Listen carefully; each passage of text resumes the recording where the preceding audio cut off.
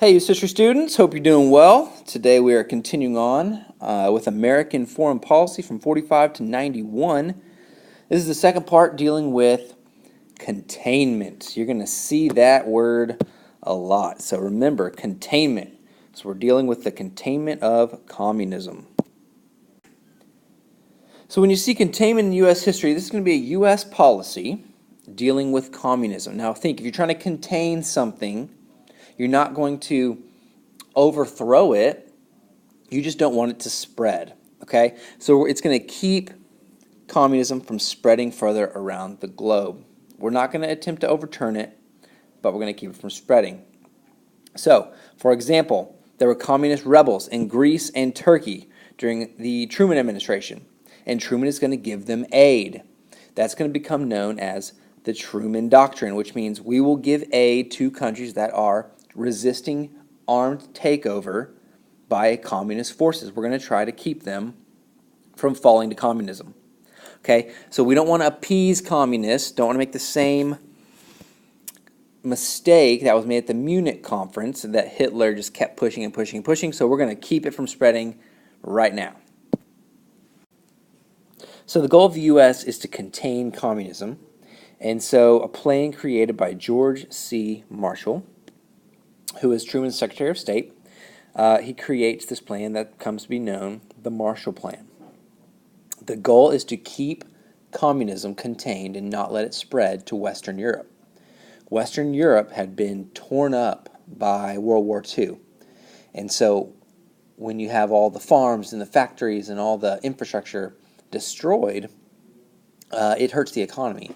And the U.S. was afraid that people would push for communism to come into Western Europe in order to have the government help the people out of this economic issue. When people are hurting, sometimes they look towards communism for help. And so the goal of this is to give a huge aid package to Western Europe so they can rebuild their economy. And if they can rebuild their economy and everyone can be happy and everyone can get back to work and get it rebuilt, then communism won't spread. So on this map you can see the U.S. aid in millions of dollars. The ones that receive the most aid, you've got United Kingdom, you've got France, West Germany, Netherlands, Belgium, Italy, Greece. But look, nothing over here because Eastern Europe is not receiving that aid. It's not part of the Marshall Plan. Here's a couple political cartoons. So dealing with the Marshall Plan, so it looks like a basketball. You can probably guess who this is. That's Joseph Stalin. He's got the hammer and sickle representing the Soviet Union. And the ball is going in to help European recovery. It's the Marshall Plan, and Stalin is trying to block it. And over here you've got two sides, one representing Western Europe, one representing Eastern Europe. You got the wall separating. It looks like prosperity over here, farmers getting back to work. It says down here, this is Joseph Stalin, and they're working without this new equipment. They've got the hammer and sickle that they're using as a plow, and this is the Marshall-Stalin Plan. And Stalin is saying it's the same thing without mechanical problems. So it's better in a sense, he's saying, but really it's not. Look at the prosperity the Marshall Plan's bringing over here. So now we're looking at the division of Germany. Like I said earlier, Germany was split into 4 zones. Each of the main allies took a zone. Berlin, the capital, was located in the Soviet sector, which you can see here. The Soviet sector is in red. There is Berlin. So the capital city, being within the Soviet sector, they also split that into zones as well.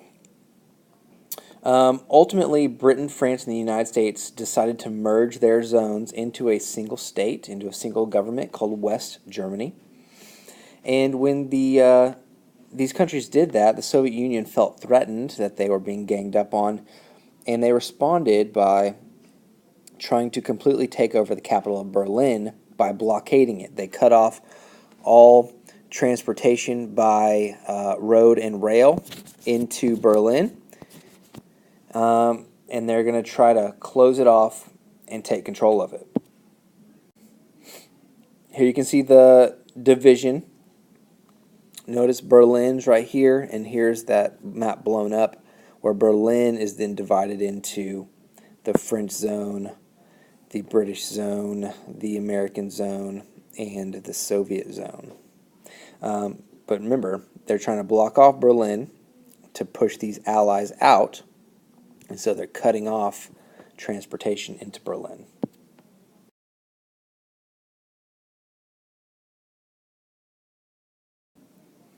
So here you can see on these political cartoons the bear representing the Soviet Union.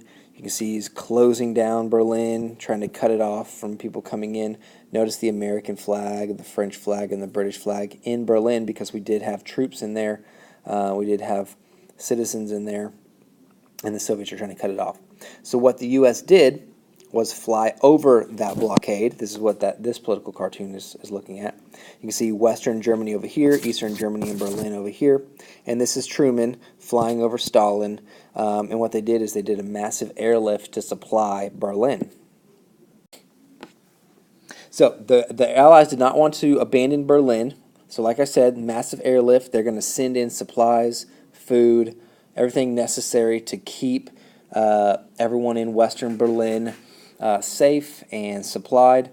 And so for 327 days, planes took off and landed every few minutes, every 3 to 5 minutes, bringing supplies to West Berlin. So it was a constant effort for almost a year. But after that year, Stalin lifted the blockade, realizing that he was not able to cut off Berlin, and it was a failure for the Soviets, and it was a big win for the Western Allies. So when the Cold War begins, we see a rift between the Soviets and the Western countries. And so in response, the U.S., Canada, and other Western European countries form an alliance, a military alliance called NATO. They formed this in 1949. And this is a military alliance, which means if one is attacked, they all consider themselves attacked and will go to the aid of the other. So in response to this, the Warsaw Pact is created. The Soviet Union responds by creating the Warsaw Pact with its Eastern European satellites in 1955. And so now we have these two military alliances facing off in the world that if one is attacked, the others will come to their aid. So NATO, which is led by the United States, and the Warsaw Pact, which is led by the Soviet Union. So this map shows Europe with the NATO and Warsaw Pact divisions. So notice all the countries in yellow are going to be NATO countries. All the countries in red are going to be Warsaw Pact countries, allied with the Soviet Union. Okay, remember that Iron Curtain, that invisible line that's separating East from West in Europe? The U.S. never went behind that Iron Curtain to directly intervene. And then the Soviets, in order to actually create a physical barrier to block East from West, created the Berlin Wall in 1961. They wanted to try to keep Eastern Germans from going into West Germany, from East Berlin into West Berlin, where they could join the West. And so it divided Berlin for a number of years, from 1961 to 1989. And here you can see the Berlin Wall in this picture, and it's dividing East from West. And the Berlin Wall actually came down in 1989, which is part of the ending of the Cold War, and Germany is reunited at that time. We also see a rise in communism in Asia. So communists overtake China in 1949. It's led by the leader Mao Zedong. He was aided by the Soviets. And so when China falls to communism, it becomes the world's largest communist state. As far as population goes, there's a lot of people in China, and now they're all under communism. Now President Truman, did not recognize them as a legitimate country, and he did not allow them into the United Nations. He used the U.S. veto power on the Security Council to keep the U.S., or to keep the Chinese out of, the Communist Chinese out of the United Nations.